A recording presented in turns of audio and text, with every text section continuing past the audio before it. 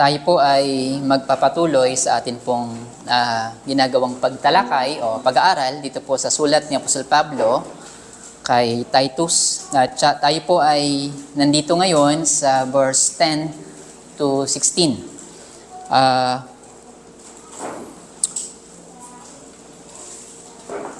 Mabilis na review lang po sa ating nakalipas na pag-aaral. So isa sa ating nakita o sa ating pong simulan ng pag-aaral dito ay sa sulat na to, verse 5, ay pinakita ni Apostol Pablo kay Titus ang layunin kung bakit niya iniwan si Titus sa Crete.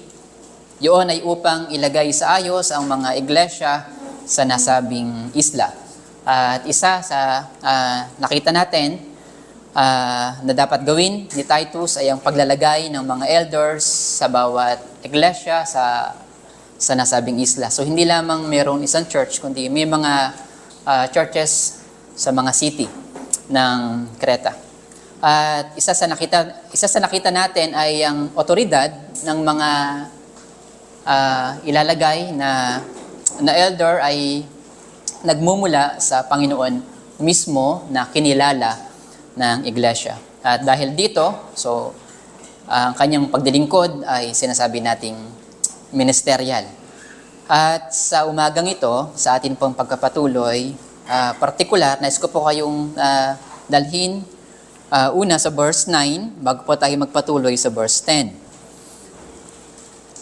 Isa po sa sinabi ni Apostol Pablo, dapat taglayin ng elders.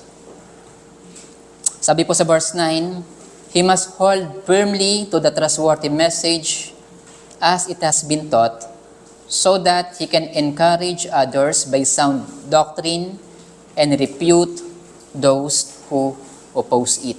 So, ito yung magiging isa sa tungkulin ng mga elder ay ang pagpapahayag ng sound doctrine, ng tamang aral o tamang doktrina, at kasabay nito, at the same time, ay kailangan niyang i-refute ang mga maling aral na nagre-raise sa isang iglesia. Kaya po ang atin pong team sa umagang ito ay silencing empty talks and upholding sound doctrine. Nais ko lamang pong banggitin ang naging commentary ni Calvin sa nasabing verse 9. Sabi po niya, the pastor ought to have two voices, one for gathering the sheep, and another for warding off and driving away wolves and thieves. So ito yung laging nangyayari tuwing may pagtuturo ng salita ng Diyos. May dalawang nangyayari. Una ay naririnig ito ng mga hinirang o ng mga tupa ng Diyos, at dahil doon, yun ay nagpuproduce ng pananampalataya. So sila ay hahantong sa pananampalataya kay Kristo, at kung sa mananampalataya na sila ay hahantong sa patuloy na paglusog sa kanilang pananampalataya.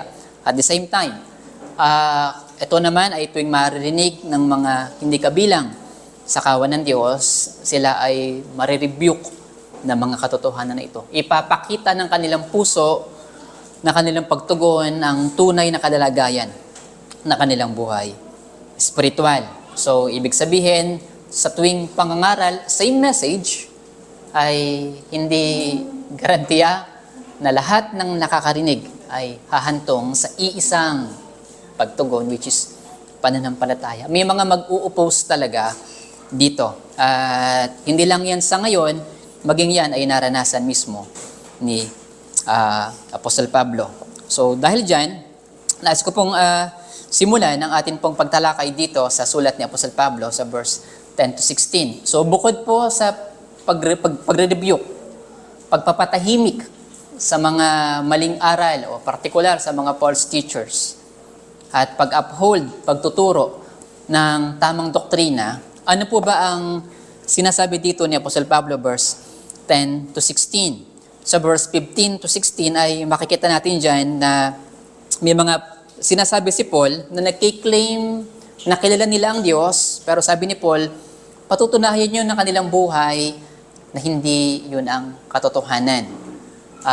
So dahil dyan, so sinasabi dyan na ang tamang pagkaunawa sa doktrina ng Diyos ay hahantong sa kabanalan.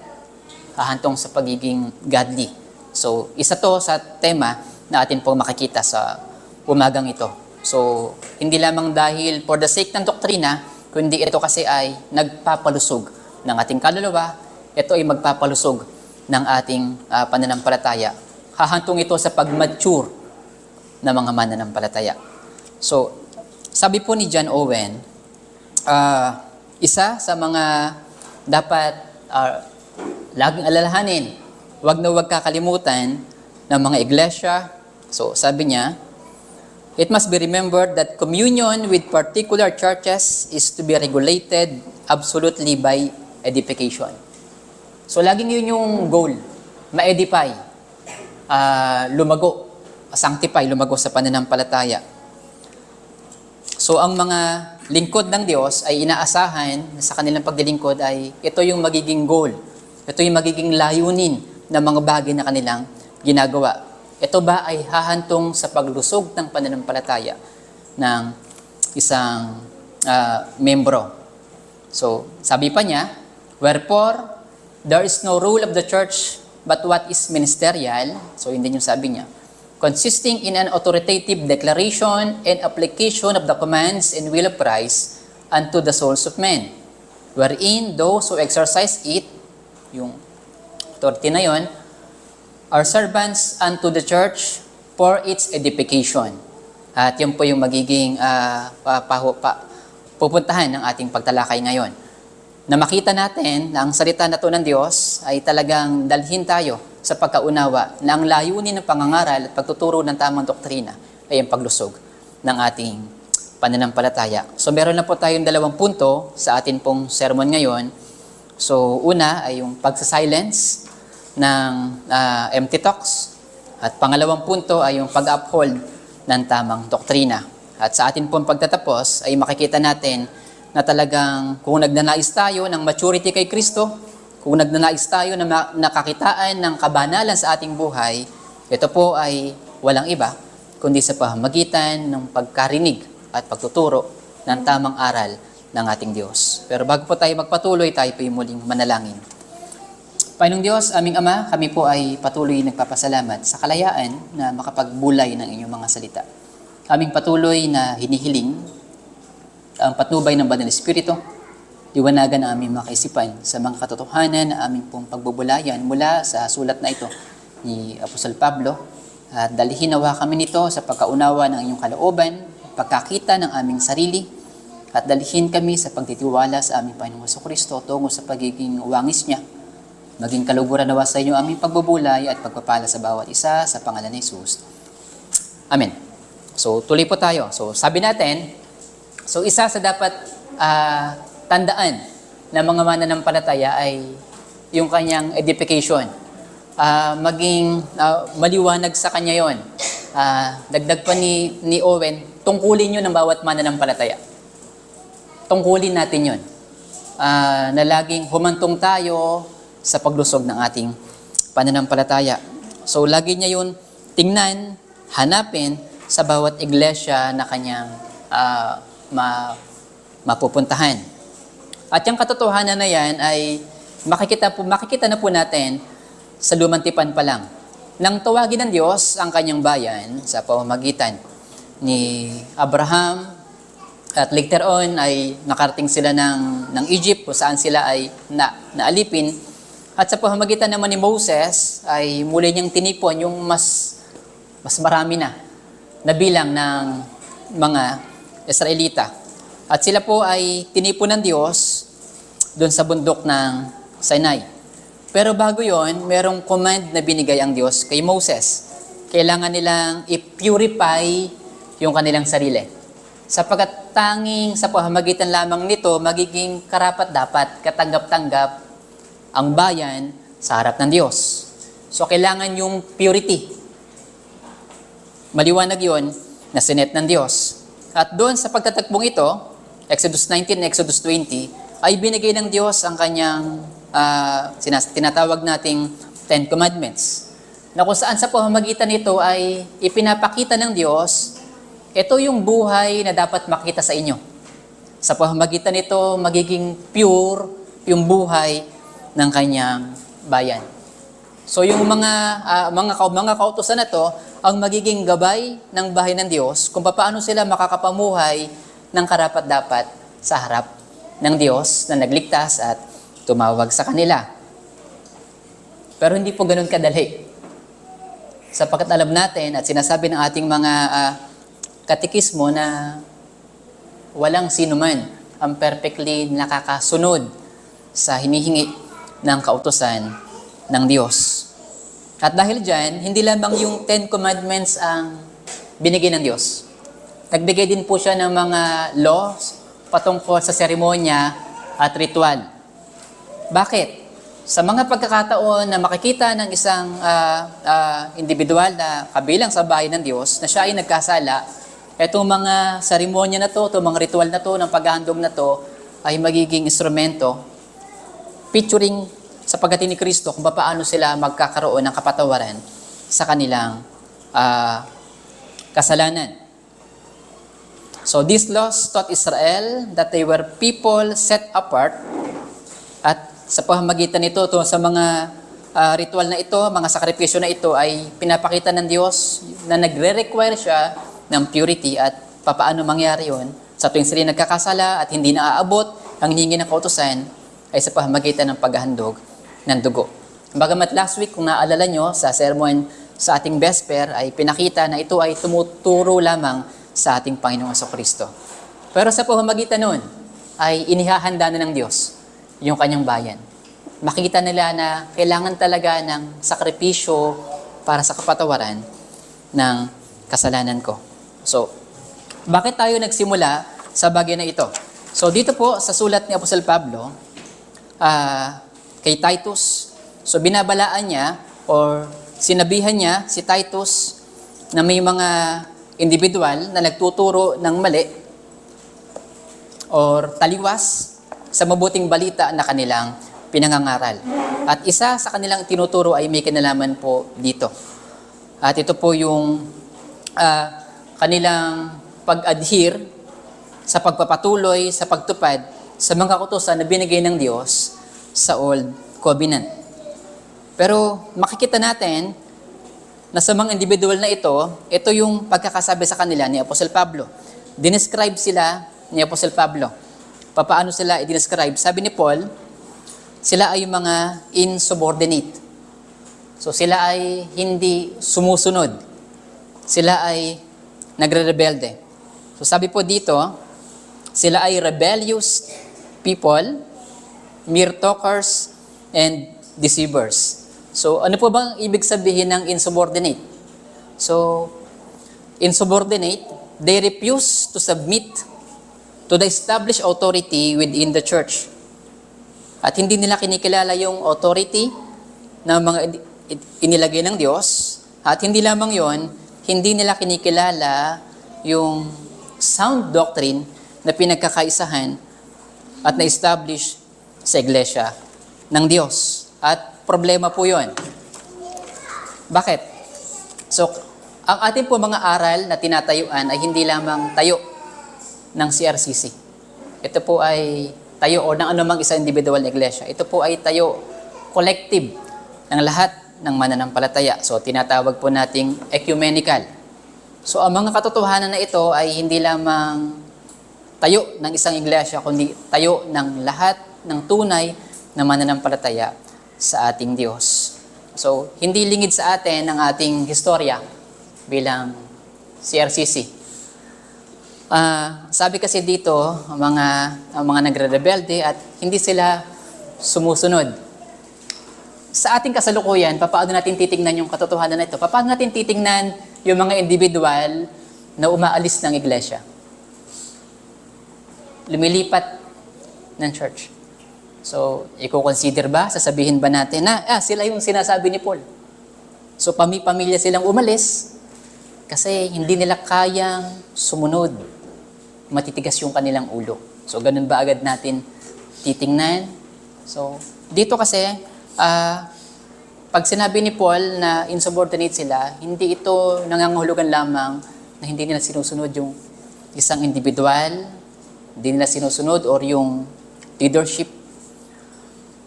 Partikular, sila po ay hindi sumusunod dun sa apostolic teaching na ibinaba sa kanila ng Diyos. Hindi lamang yung personal. Kapwa mananampalataya at mga lingkod ng Diyos sa isang iglesia ay nasa ilalim ng otoridad ng apostolic teaching. Acts chapter 2 verse 42. So nagpatuloy sila sa mga aral ng apostol. At bawat individual ay nararapat magpailalim, sumunod, at magpasakop dito.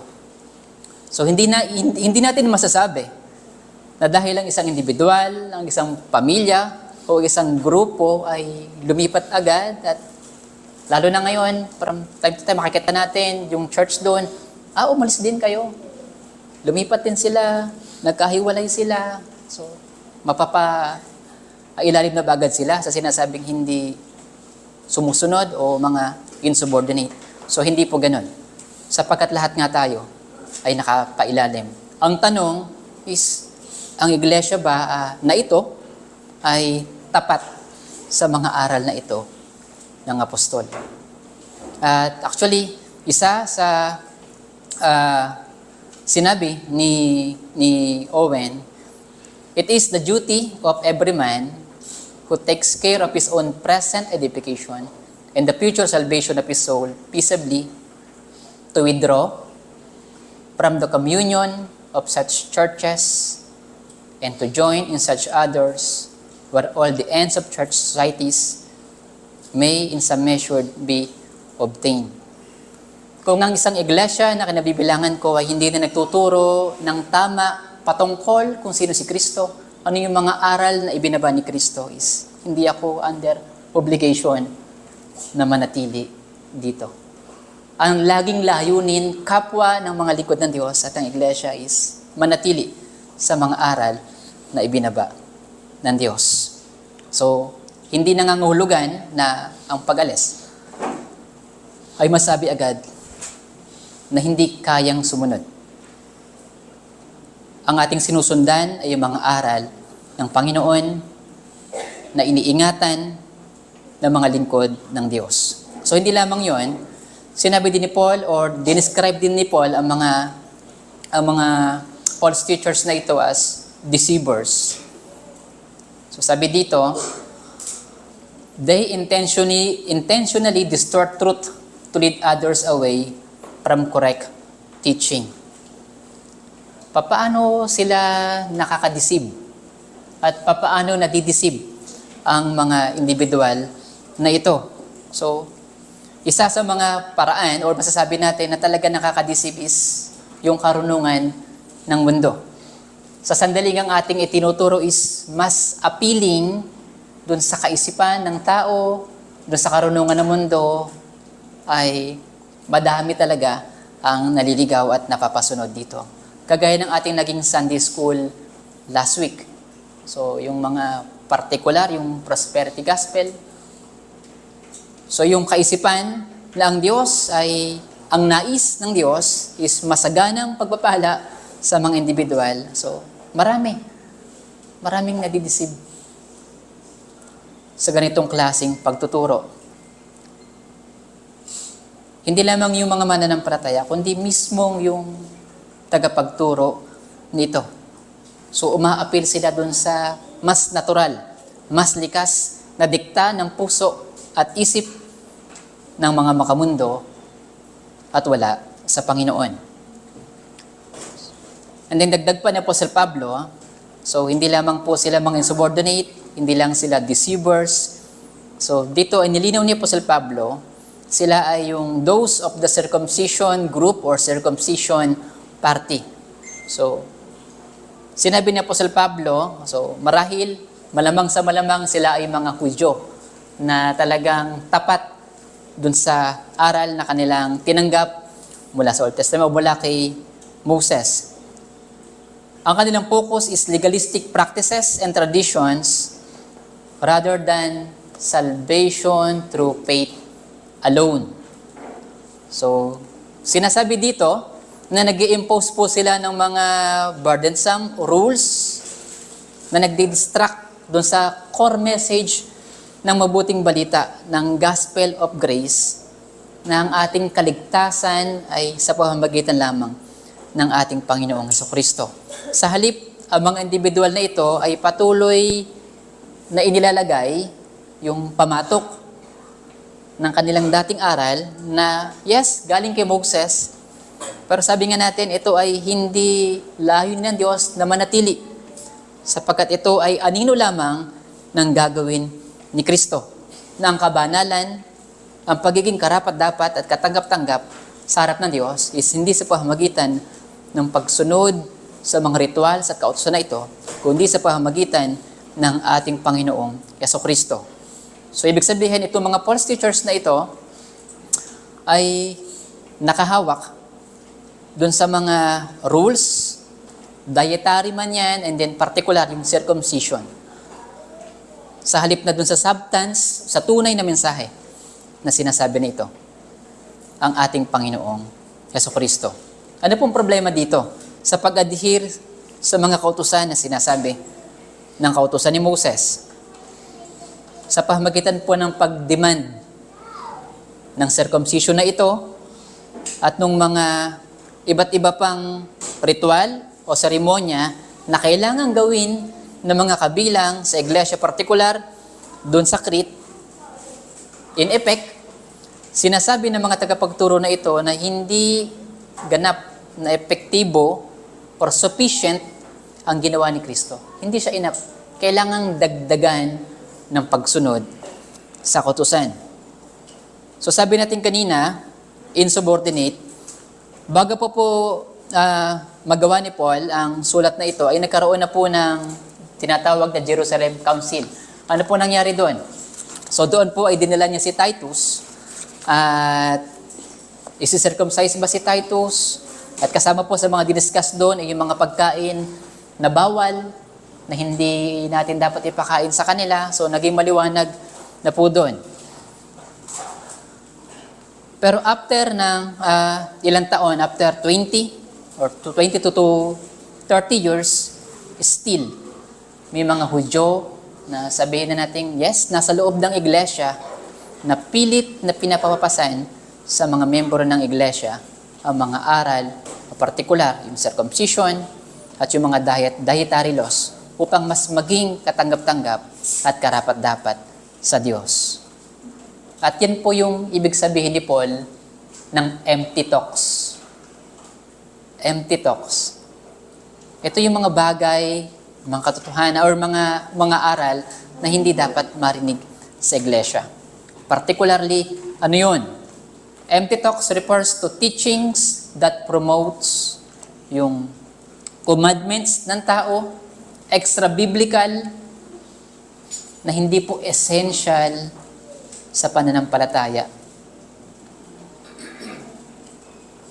Hindi po ito makapagdadala sa atin tungo sa layunin ng Diyos para sa Kanyang iglesia. Ang mga proponents po nito claim that spiritual growth in grace, yung holiness, faithful Christian living, ay nagre-requires po ng mga unscriptural na pagsunod o particular mga commands ng tao sa halip na command ng ating Panginoong Hesukristo. So, sa atin sa kasulukuyan, ang mga aral na ibinababa ng mga tagapagturo na hindi naman kinocommand ni Kristo ay masasabing mga empty talks. Empty talks sapagkat hindi po ito nagdudulot ng paglusog ng ating pananampalataya. Hindi po ito mga life-giving truths. Sapagkat tanging ang aral ni Kristo na tapat na ipapangaral ang nagpapalusog ng ating pananampalataya. Sa halip na ang mga aral at karunungan ng tao. So sabi pa ni Paul dito sa verse 11, dahil sa pagtuturo na ito ng mga false teachers, so upsetting whole families. So hindi lang po mga individual yung kanilang naliligaw. Kung hindi pamilya yung naapektuhan at naliligaw sa tamang aral. Yun yung nagiging resulta o bunga ng kanilang mga maling aral. At nung isang beses, ako po ay may kausap na isang pastor.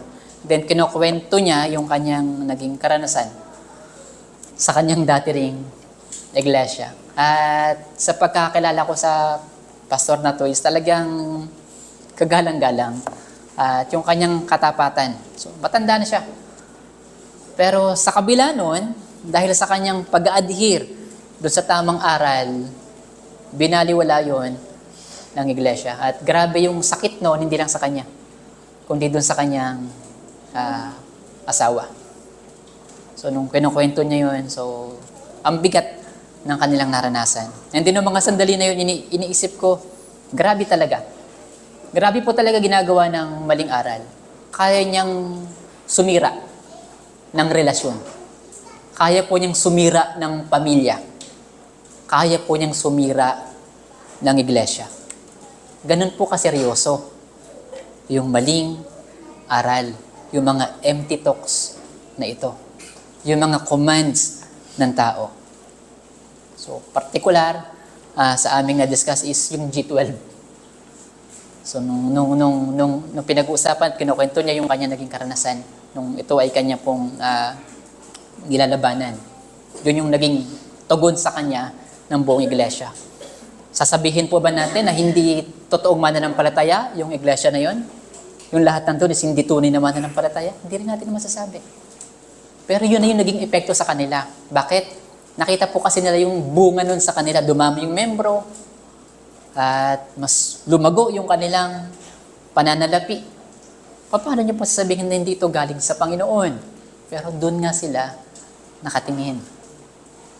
At dahil doon, binaliwala na nila yung tagal ng panahon ng pagdilingkod ng pastor na to kasama yung kanyang pamilya. Now, pwede nating iniisip, pastor, hindi mangyayari sa atin yan. Hindi mangyayari yan sa CRCC. Kanina lang, may binabahagi si Elder Bok. So, nagulat din ako. Hindi ko na sabihin yung pangalan ng pastor. Pero, nung narinig niya to, nung mga kanyang unang panahon ng pagdilingkod is talagang grabe yung kanyang pagtuturo. Masasabi na talagang tapat siya at maliwanag niyang itinuturo yung salita ng Diyos. Para paglipas ng ilang dekada, grabe na yung layo ng kanyang pagtuturo at practice sa kanilang iglesia. Sabi nga na kanyang membro, kumbaga, considered na kulto na sila. Wag po nating bibiruin yung mga aral na ating narinig at pinanghahawakan sa iglesia ng Diyos. Anytime, pwede pong maligaw. At hindi po dahil nagtuturo ako ngayon nito is bukas, makalawa, ilang taon, ito pa rin ang tinuturo ko. Kahit sino po ay maaari. Maaring maligaw, maaring madaya ng dyablo.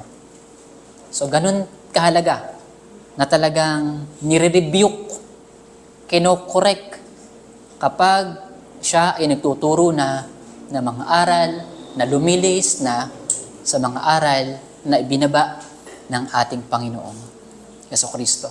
Seryosong bagay po ito. Hindi siya simpleng dahil doctrine lang siya is pag naintindihan ko na okay na, parang safe na tayo. Hindi po. From time to time. Kaya lagi po siyang tinuturo, paulit-ulit. Minsan, ilang beses natin narinig, tinuturo pa rin, narinig ko na yan. Pero sa katotohanan, sa mga nag-aaral, ito po ay palinaw ng palinaw. At unti-unti nating nakikita yung mga kahulugan nito, hindi lamang para sa iglesia, kundi para sa ating mga buhay. So, ganun po siya kahalaga. Kaya ang command dito ni Apostle Pablo is, rebuke them sharply. Rebuke them sharply. Now, isipin natin, Pastor, may mga pastor ba rito? So, hindi po yun ang binabanggit po natin dito is yung karakter. So, merong pong binigay dito si Apostle Pablo na karakter ng mga false teacher na maaari nating tingnan sa ating mga sarili. Teka, ako ba ay nagiging insubordinate na sa mga aral na ibinababa? Natapat talaga sa aral ng Panginoon. Magroon po tayo ng pagtingin sa ating mga sarili. Ganun pa ba ako nananabik sa mga turo na magdadala sa akin sa lalong pagkakilala sa aking Panginoon sa Kristo, sa lalong pagkaunawa ng aking kaligtasan at ng aking relasyon sa Panginoon, sa aking pagiging tapat, hindi lamang sa Diyos, kung hindi sa Kanyang iglesia, sa aking mga kapatid sa Panginoon. Ganun pa ba ako kahanda na magpailalim sa mga aral na ito na ibinababa sa amin? Pangalawa, so, ganun po siya kaseryoso. Talagang sumisira siya, sabi dito ni Paul, may mga pamilya na silang sinira. At sa atin po sa kasalukuyan, kung experience lang po ang pag-uusapan, kayo na po makapagpapatotoo. Ang daming nasira na relasyon dahil sa aral na ito. Yun ay kung aral talaga ang ating dahilan. Niyakag lang kasi ko ni tatay eh. Niyakag lang kasi ko ni kapatid o ni kuya. So, hindi po. Ang ating pananampalataya, ang ating kaluluwa, ang nakasalalay sa mga aral na ito. Kung kaya, mabigat ang paalala ni Paul kay Titus at maging sa ating lahat, i-rebuke kung may mga pagkakataon na nakakarinig tayo ng mga aral, mga pananalita na hindi humahantong sa lalong pagkakalala sa ating Panginoong Kristo at hindi hahantong sa kapakinabangan ng ating pananampalataya. Yan din po yung ating binasa kanina sa Ephesians. Sabi ni Paul, so speak yung mga bagay na makabubuti, makapagpapalusog sa nakakarinig. So, paalala to sa bawat isa sa atin na tuwing tayo nagkakatipon is, yes, pwede tayo mag-share ng ating mga problema, na ating mga pinagdaraanan. Pero see to it na mag-end tayo, yes, naranasan natin itong mga bagay na ito. Pero sa kabila ng lahat ng yan, meron tayong Kristo na nagligtas sa atin, may kapatawaran sa Kanya, may comfort sa Kanya, may pag-asa sa Kanya. So, sa Kanya mismo. Bagamat yun ay dumadaan sa iglesia ng Panginoon. So, pangalawa, upholding sound doctrine. Bagamat na medyo na-discuss na natin yung ibubunga nito. Hindi lamang pinaalala na ni Apostle Pablo, si Titus na dapat niyang utusan ang mga elders na maging handa sa pagtuturo, kundi sa pag-rebuke sa mga maling aral, kundi sa pag-uphold at pagtuturo ng sound doctrine. Sa chapter 2, verse 1, yan din yung sinabi ni Paul. You must teach what is in accord with sound doctrine. Actually, yung word na ginamit po dyan ni Paul is hindi yung word na magturo, kundi magsalita. Ibig sabihin, maging normal, maging regular, na pagsasalita nyo, sound doctrine or naaayon sa tamang aral, ang mga bagay na naridinig, sinasabi sa iglesia ng Panginoon ng mga mananampalataya. So kagaya na sinabi natin kanina, ang sabi diyan ni Calvin is hindi lamang i-silence yung mga maling aral, kundi i-promote mismo yung sound doctrine. Bakit mahalaga ang pagtuturo ng sound doctrine? Apostle Paul writes about the necessity of maintaining healthy teaching amidst rebellious individuals spreading empty talks. Sound doctrine isn't optional. It's foundational to the church health. Ang sound doctrine po ay hindi lamang po para sa mga nag-aral ng seminary o sa mga magiging leader ng church o sa mga magpapastor. Ito po ay bagay na para sa lahat. Para sa mga membro. Bakit? Sapagkat ang sound doctrine ang magdadala sa atin sa tamang pagkakilala sa ating sarili, sa ating mga kahinaan, sa ating mga kasalanan. At magtuturo sa atin sa tunay na solusyon at pag-asa, ang ating Panginoong Jesucristo. Sound doctrine ay naka-align mismo sa katotohanan ng salita ng Diyos. It guards against the destructive influence of false teaching. So, kapag tayo ay humantong talaga sa pagkaunawa ng mga tamang aral na ito rin po ang mag-iingat sa atin upang huwag tayong maligaw, madaya ng mga maling aral. When sound doctrine is upheld, it promotes godliness. Yun po yung tama na bunga ng pangangaral ng tamang aral. It promotes godliness. Ang problema sa kasalukuyan, isa sa mga nagiging paratang o against sa mga reform ay parang puro held knowledge na lang, puro na lang aral, patalinuhan na lang. Pero ito po ay maling pagkaunawa at maling pagkakilala. Sapagat ang mga katotohanan ito na naaayon sa aral na ibinabasa sa atin ni Kristo, ang tunay na epekto nito ay sanctification sa bawat mananampalataya. Sanctification through man-made commands, na yun yung mga empty talks, typically centers on outward adherence to rules. So kaya kailangan gawin ito, kailangan gawin yon, prioritizing external conduct over inner change. This approach risks fostering hypocrisy. People may seem righteous on the surface, but reject God in their actions. So, pwede naman po talaga nating ipakita yung ating pagiging relihiyoso sa pamamagitan ng ating mga kilos. Pero wala po yung magagawa upang baguhin ang ating kalooban, ang ating puso, ang ating pagiging makasalanan. Wala pong anumang magagawa ang ating mga kamay at ang mga utos ng tao upang baguhin ang ating likas.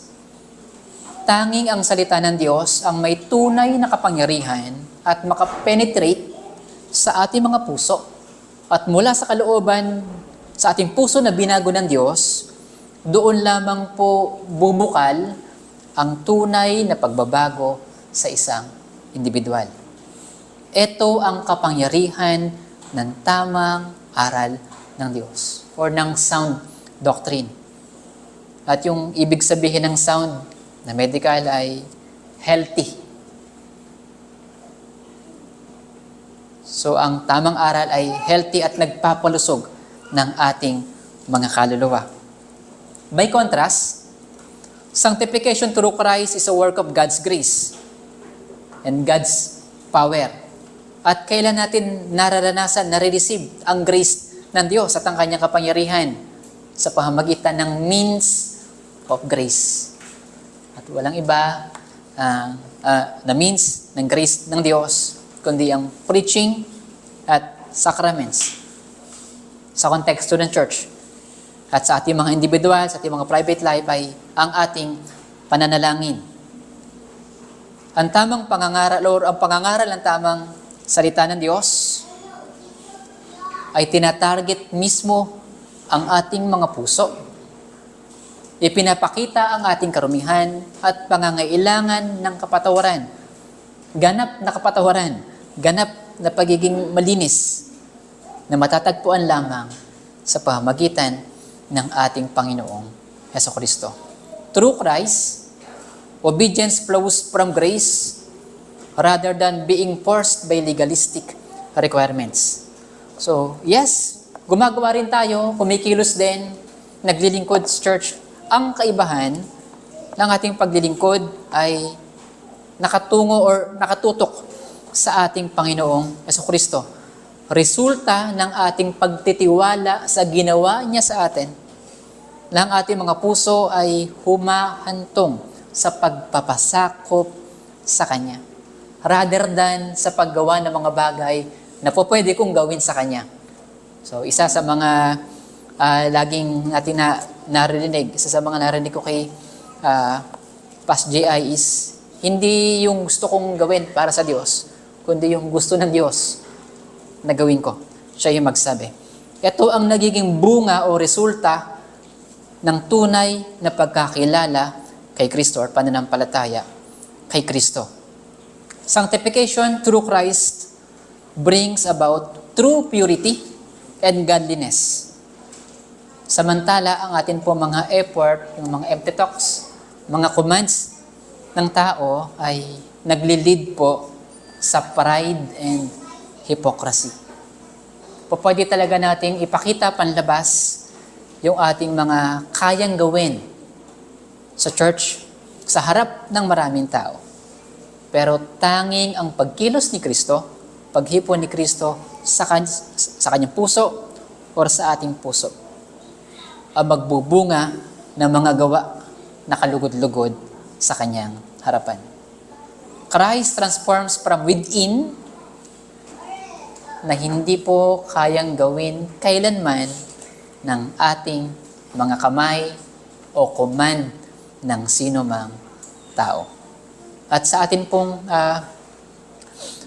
pagtatapos, ang emphasize po na ito ng kahalagahan ng tamang doktrina, ng true gospel ng ating Panginoong Jesucristo, ang magpapanatili sa Iglesia ng Diyos, sa mga mananampalataya na nakatungtong at nag-uugat dun sa transformative work o power ng ating Panginoong Jesucristo, na hindi po kailanman magagawa ng sino mang individual.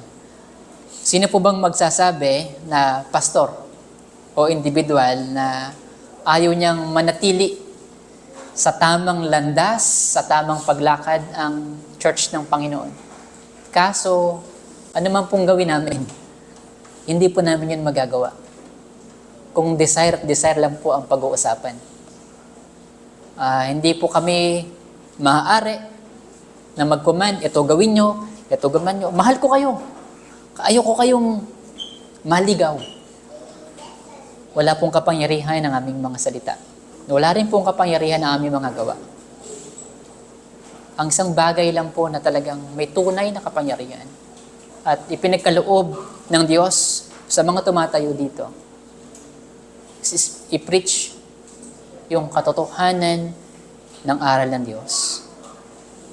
At kagaya po ng sinabi natin kanina sa verse 9, ang mga tunay na mananampalataya, mga kabilang sa hinirang ng Diyos na nakakarinig ng mga aral na ito ay hahantong sa pananampalataya at pagtitiwala sa ating Panginoong Jesucristo.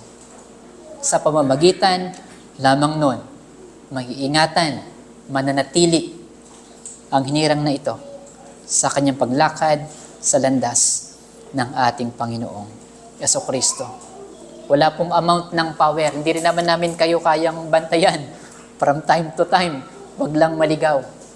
Tanging ang tapat na pagtuturo ng salita ng Diyos, ang aral ating Panginoon Jesucristo, ang sound doctrine, ang may kapangyarihan na magpalusog ng ating pananampalataya at makapag-iingat sa bawat isa. Tayo po yung manalangin. Panginoong Diyos, aming Ama, kami po ay patuloy na nagpapasalamat sa mga salita mong ito na amin pong napagbulayan.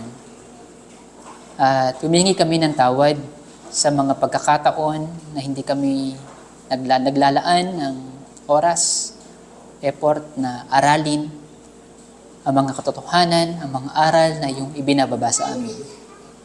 Thinking na alam na namin ang aming mga sarili, hindi na kami maliligaw. Patawarin mo kami, Panginoon, sa mga sandaling ito na kami ay nagiging mayabang At tulungan mo kami, O Diyos, na laging sa bawat araw ng aming buhay ay manabik na mas maunawaan pa ang inyong mga aral na nagpapalusog ng aming mga kaluluwa.